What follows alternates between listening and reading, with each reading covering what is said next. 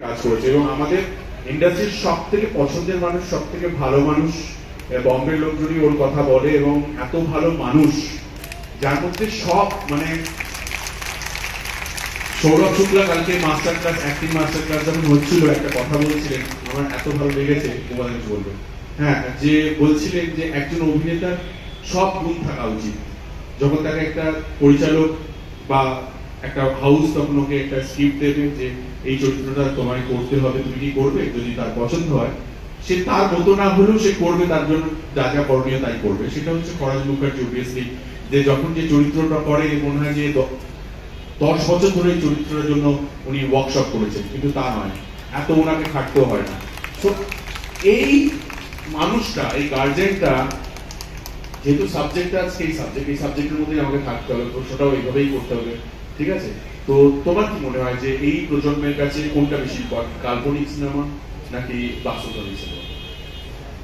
ব্যাপারটা ছিল, সবাইকে শুভ সন্ধ্যা জানাচ্ছি। আমার আবার এই সমস্ত অফিসিয়ালি ব্যাপারগুলো বলার অভ্যেস নেই। যাই হোক, হ্যাঁ, মানে ওইরকমই কথা বলতে অভ্যস্ত আমি তো আসলে কি জানো তো, আমি ঝোলে ঝালে অম্বলে সব রকম চরিত্রে আমাকে করতে হয়, মানে বাধ্য হয়ে করতে হয়। হ্যাঁ, সব রকম চরিত্রে আমাকে করতে হয়। তবে তুমি যদি বলো আকর্ষণীয়, ধরো গেল আকর্ষণীয় কোনটা, আজকে ধরো এই এই মঞ্চে আমি, তারপর জিতু কামাল, কিছুটা ক্ষেত্রে হয়তো আবির, ঋতু বলে এরা যদি থাকতাম, এত দর্শক পেতাম আমরা? পেতাম না। এই আবিরকে, আমাদের রুম্বাদাকে, এদেরকে থাকতে হবে। এনারা থাকলেই তবে কিন্তু দর্শক আমাদের দেখবে। আমরা পাশে আছি ওনাদের সাহায্য করার জন্য। তাই কমার্শিয়াল ক্যারেক্টার যেগুলো, এই যে লার্জার দ্যান লাইফ, তুমি ধরো গিয়ে সেই ক্যারেক্টার গুলো যদি থাকে, তবে ছবির বিক্রি, ছবির চাহিদা সব সময় বেশি থাকবে। এবারে যেটা প্রশ্ন আসছে সেটা হচ্ছে এই রিয়েল ক্যারেক্টার যেগুলো অনেক বেশি বাস্তবধর্মী। বেসিক্যালি যে জিনিসটা হচ্ছে কি জানো, প্রজন্মের সঙ্গে যেটা আমি বারবার করে জিজ্ঞেস করছিল, আমি দর্শকের কাছ থেকে জানতে চাইছি যে তারা কিরকম ছবি দেখতে চাইছে। আসলে তারা চাইছে আপনি যে সাদা জুতো, সাদা প্যান্ট, সাদা কোট পরে, টুপি পরে আপনি নাচতেন, সেই হিরো থেকে আপনি আস্তে আস্তে মাইনাস হতে হতে বাস্তবধর্মী হয়ে যান।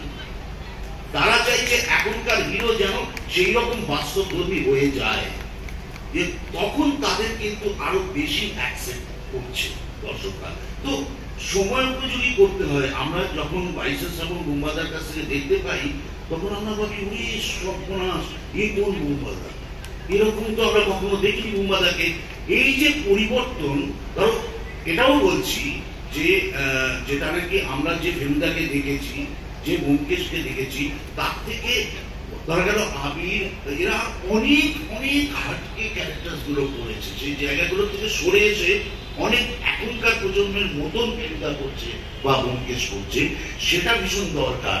তো সেই হিসাবে দুটোকে আলাদা করছি না, কিন্তু এটা বলছি যে তখনকার হিরোদের এখনকার রকমের অভিনয়টা, অনেক বেশি বাস্তবধর্মী অভিনয়টা যেন হিরোরা করে, সেটা তারা চাই। মানে কল্পনাটা এখনকার মতো করতে হবে, একদম কল্পনাটা যেন আগেকার মতো না হয়।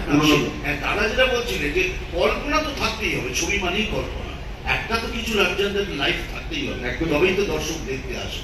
কিন্তু সেটা যেমন আছে, তার সঙ্গে অভিনয়ের ধারাটা যেন অনেক বেশি বাস্তবের মতন হয়, সেটাই চাইছে।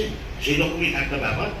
আমরা একটা সময় অভিনয় করেছি, ধরো বুম্বাদার সঙ্গে যে সমস্ত ছবি করেছি, যে ছবি শত্রুর মোকাবিলা, হ্যাঁ, এগুলো সমস্ত যে করেছি, সেই সব ছবিগুলোতে যেরকম ধরনের অভিনয় করতাম, এখন কিন্তু ক্রমশ আস্তে আস্তে সেখান থেকে সরে এসে অনেক অন্যরকম, অনেক বেশি বাস্তবধর্মী অভিনয় আমাদের করতে হবে। কিন্তু ফরাজদা, তুমি বগলা মামা করেছো, অসাধারণ, কোনো কথা হবে না। ফরাজদা যখন কোনো পাঠ করে, সেই পাঠটা জীবন্ত করে তোলো।